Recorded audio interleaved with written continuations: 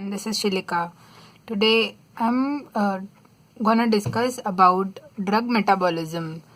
The drug metabolism occurs in two phases. It is phase 1 and phase 2. The phase 1 is further divided into microsomal reactions and the non-microsomal reactions.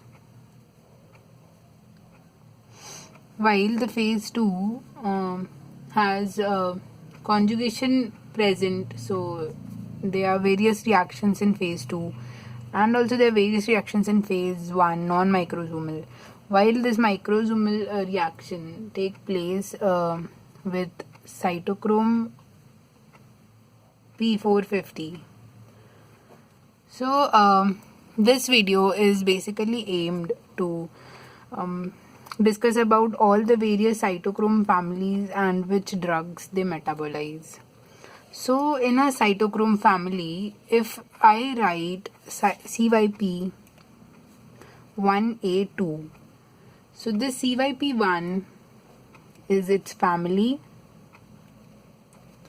and this A is subfamily,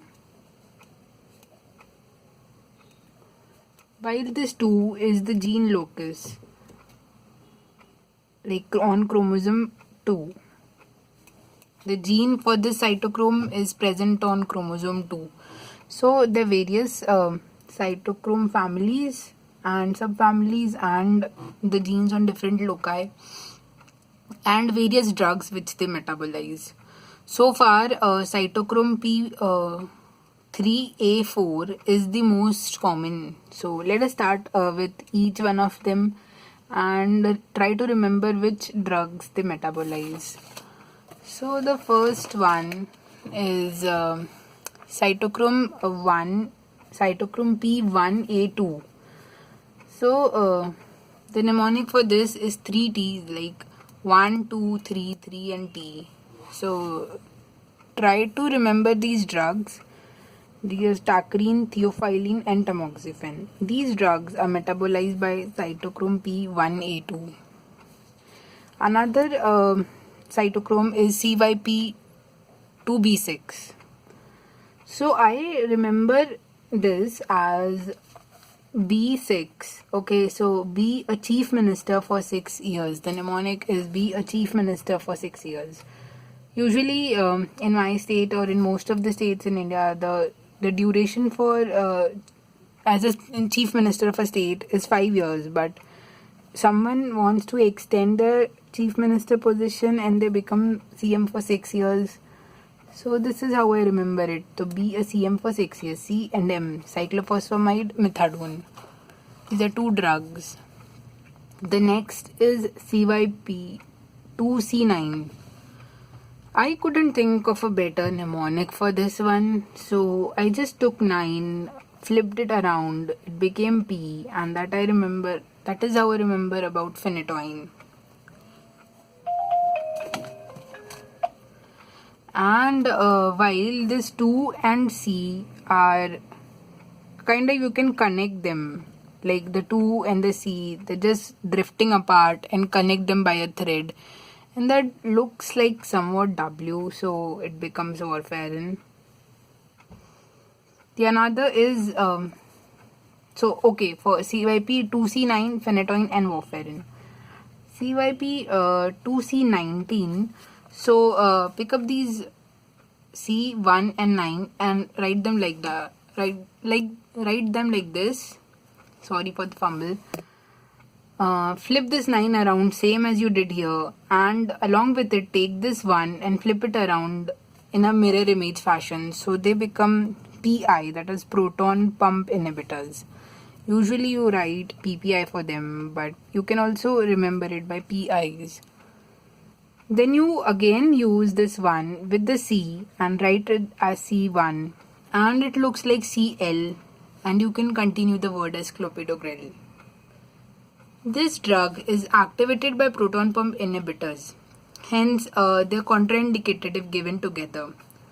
The purpose of clopidogrel is to prevent MI attacks, and if you give it with PPIs, it increases the risk for MI in the patient. Also, one more thing about these two drugs are they also metabolized by CYP3A4. So the sequence is the enzymes which are predominantly involved in the metabolism are CYP3A4, more than CYP2C19, more than 2YP2C9 or 10.